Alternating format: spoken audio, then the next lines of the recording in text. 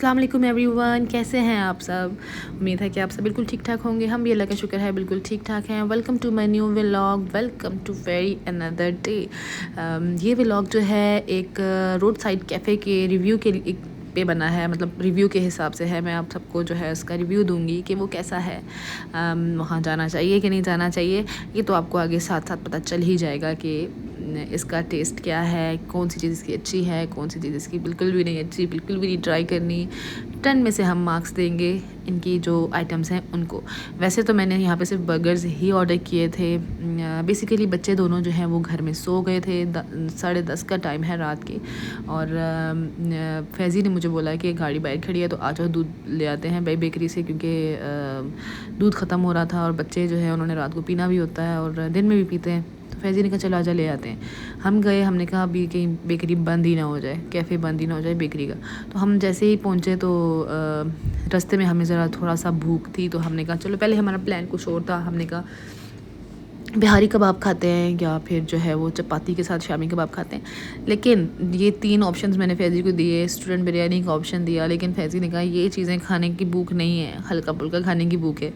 तो फिर मैंने फैज़ी को लास्ट एक और ऑप्शन दिया। मैंने कहा ये इसके हेफ्टी के जो हैं वो बर्गर्स ट्राई करते हैं। वैसे भी बहुत सुना है कि बहुत यम्मी है। मुझे कितने सारे लोगों ने बोला कि बहुत आला है, बहुत मज़े के हैं, बहुत जूसी, बहुत मज़े का फ्लेवर है, बहुत मज़े का टेस्ट है, बहुत अच्छे जो है वो बर्गर्स हैं। जितना मुझे मेरे सामने तारीफ़ें की गई उतना तो मज़े का ये है ही नहीं। मतलब क्या यार, आप कुछ भी कह दो। तो खैर मैंने जो है ना वो हम लोगों ने यहाँ ऑर्डर किया था। ऑर्डर करके हम लोग निकल गए दूध लेने। दूध लेकर फिर हम वापस आए। हमने कहा कहीं बेकरी बंद ना हो जाए, हम दूध जो है एक दफ़ा पिक कर लेते हैं। खैर उसके बाद जैसे ही हम पहुँचे तो आपको यहाँ से मैं ज़रा दूर से दिखा रही हूँ। आप देखिए हेफ्टी का जो लुक है वो कितनी खूबसूरत है। हेफ्टी को बाहर से देख के बंदे का दिल करता है कि बंदा अंदर बैठ के ना रोड साइड पे खूब अच्छे से जो है वो कुछ खाए मज़े का। जब सर्दी लगती है तो बंदे का दिल करता है गरम गरम गरम कोई चीज़ खाई जाए या पी जाए, जैसे कॉफ़ी वगैरह। तो इतनी सर्दी में मज़ा आता है बाहर बैठ के खाने का। लेकिन इतनी सर्दी रात में जब हो जाती है तो फिर बंदे को ना हीटर भी चाहिए होता है, और ये बहुत अच्छा हीटर था, बहुत अच्छी हीटिंग कर रहा था। जो मैं साथ बैठी हुई थी मेरी तो बाजू जल रही थी, और मतलब आप 2 बंदे बैठे हुए तो आपको बिल्कुल भी ठंड नहीं लगती इस हीटिंग की वजह से।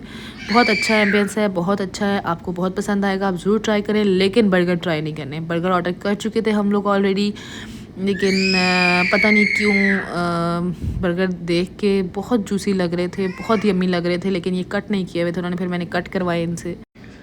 तो फिर यहाँ पर हमने इनको बोला कि दोनों बर्गर्स को आप हाफ़ कट करके दें, हम जो है वो दोनों हाफ़ ट्राई करेंगे। और हमने असल में फ़र्स्ट टाइम ट्राई करना है, तो हमने इनको टेस्ट करना है कि ये कैसे हैं। तो खैर ये तो हमने इनको बोला तो वो ले गए वापस। जैसी मैं थी घर में, मैं वैसे ही उठ के गई थी, क्योंकि मुझे फैज़ी ने बोला कि दूध लेने जाना है। जब हम बाहर निकले तो खाने का प्लान बना। हाँ, और कोई ऐसा इरादा नहीं था कि गाड़ी से बाहर निकल के खाएंगे, लेकिन जब उसका देखा इतना अच्छा, इतना मज़े का जो है वो सेटअप, तो फिर हमने कहा चलो जी, माहौल अच्छा है तो बैठ जाते हैं अंदर ना। तो फुल अच्छा वीआईपी सेटअप कर लिया हमारा। जो है वो मुँह में पानी आया बर्गरों को देख के, बर्गर्स को देख के। लेकिन यह है कि आप यकीन करें कि वो खाए नहीं गए हमसे। बहुत ही अजीब सा टेस्ट था इनका, आपको क्या बताऊं। खैर वैसे इनकी सर्विस बहुत स्लो है। मैंने लास्ट टाइम इनसे कॉफ़ी मांगी और आधा घंटा हमने वेट किया। आधा घंटा वेट करने के बाद जो है जब पूछा तो कहते हैं जी अभी आ रही है। और उसके बाद उसने उसको बोला अपने कुक को कि आप बना के दो फटाफट कॉफ़ी। तो फिर मैंने ना फैज़ी को बोला चलो भागो, जैसे हम रुके ही नहीं, हम निकल गए। वैसे इनकी कॉफ़ी बहुत मज़े की है, इसीलिए मैं दोबारा पीने भी गई थी। ये है बीफ पैटी बर्गर, जो कि दिखने में बहुत जूसी, बहुत यम्मी दिख रहा है। और आपको लग रहा होगा कि इतने सारे इसमें फ्लेवर्स ऐड हैं और ये बहुत यम्मी होगा। लेकिन आपको मैं बताऊं, ये बिल्कुल भी मज़े का नहीं था। और मैं समझ रही थी कि अगर बीफ पैटी बर्गर मज़े का नहीं तो चिकन तो लाजमी मज़े का होगा। चिकन भी बहुत से जो है वो फ्लेवर्स के साथ और वो सॉसेस के साथ, हर चीज़ के साथ बना हुआ था चिकन पैटी बर्गर भी। लेकिन मतलब वो जैसे कहते हैं ना कि मतलब वो उस तरह का मज़ा नहीं था जैसा होना चाहिए बर्गर का।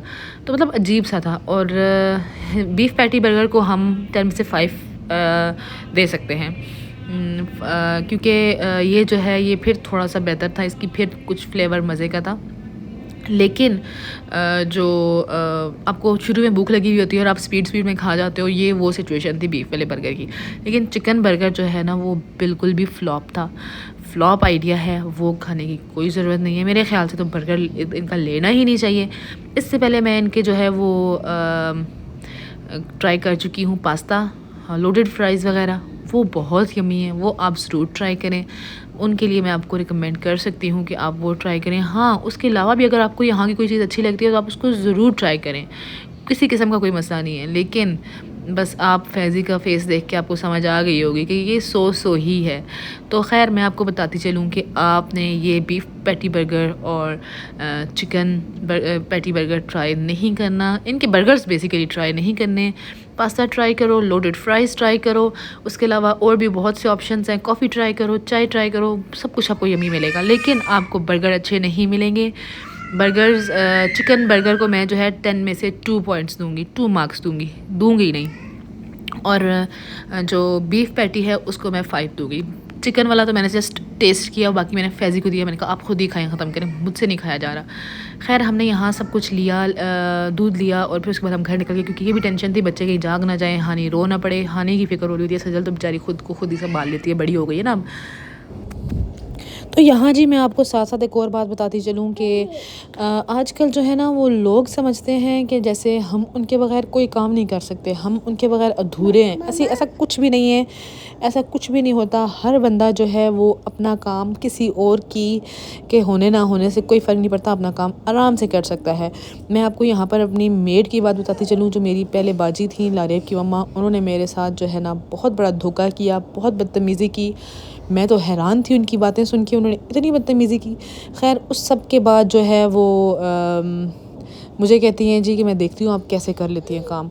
तो खैर किसी के होने ना होने से कोई फ़र्क नहीं पड़ता, ये सबको पता होना चाहिए कि किसी के होने ना होने से कोई फ़र्क नहीं पड़ता। हर बंदा अपना काम खुद करता है। पेरेंट्स करते हैं मेहनत अपने बच्चों के लिए, कोई और बंदा कुछ नहीं कर सकता। जो करता है वो ख़ुद इंसान को करना पड़ता है। कोई और बंदा आकर किसी और जगह से उसका काम नहीं करता। ये जो है ये असलियत है हमारे दुनिया की, हमारे माशरे की।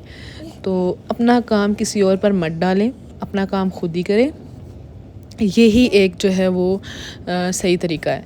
तो खैर ज़्यादा से ज़्यादा अगर आप को किसी को आपकी कोई हेल्प कर सकता है, आपका कोई काम कर सकता है, तो वो आपका अपना साथी है। जो जैसे हस्बैंड वाइफ होते हैं, या उसके बगैर ये हो सकता है कि उनके बगैर, एक दूसरे के बगैर जो है काम नहीं चलता। लेकिन उधर भी चल जाता है काम, ऐसा भी कुछ नहीं है। लेकिन जो ये लोग समझते हैं कि उनके बगैर हम कुछ नहीं कर सकते, तो ये उनकी गलत सोच है। आप सबको पता ही है कि अभी 1-2 वीक्स पहले जो है वो मैं काफ़ी ज़्यादा बीमार रही हूँ, जिसकी वजह से जो है बिल्कुल ही सारे काम करना मुश्किल हो रहा था।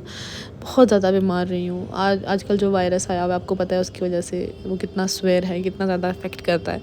तो मैंने जब और मज़े की बात यह है कि जब आप बीमार होते हो ना, तो तब आपको दूसरे बंदों की असलियत सामने आती है। आप के इर्द गिर्द जो लोग हैं उनकी असलियत तो तब सामने आती है जब आप बीमार होते हो, या आपको जब उनकी ज़रूरत पड़ती है, तो तब आपको समझ आती है कि वो बंदा कितना पानी में है, आपकी कितनी हेल्प करता है और कितनी हेल्प नहीं कर सकता।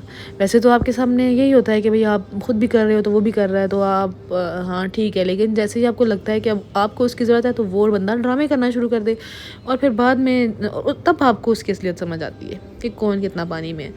तो खैर मैंने जो है ना जस्ट 3 डेज़ खुद काम किया, और अल्हम्दुलिल्लाह मुझे किसी किस्म की कोई थकावट नहीं हुई, कोई मसला नहीं हुआ। अपने घर के काम करने में किसी को कोई मसला हो सकता है, हाँ रेगुलर बेसिस पे अगर देखा जाए तो बहुत सी ज़िम्मेदारियाँ होती हैं, बहुत से काम होते हैं, और फिर जो है वो सफाई वाला काम जो है वो बांटना पड़ता है, तो करवाना पड़ता है मजबूरन। तो सिर्फ 3 to 4 डेज़ मैंने खुद काम किया। उसके बाद जो है अल्हम्दुलिल्लाह मुझे अच्छी मेड मिली हैं, और जो मिली हैं वो बहुत अच्छी सफाई करती हैं। एक दफ़ा मैंने उनको बताया कि आपने ये काम करने हैं, उसके बाद आज माशाल्लाह से 2 हफ़्ते होने वाले हैं उनको, और वो बहुत अच्छी सफाई करती हैं, बहुत अच्छी सफाई करती हैं, बग़ैर कहे करती हैं। बिल्कुल किसी किस्म की जो है वो मुझे कहने की ज़रूरत ही नहीं पड़ती।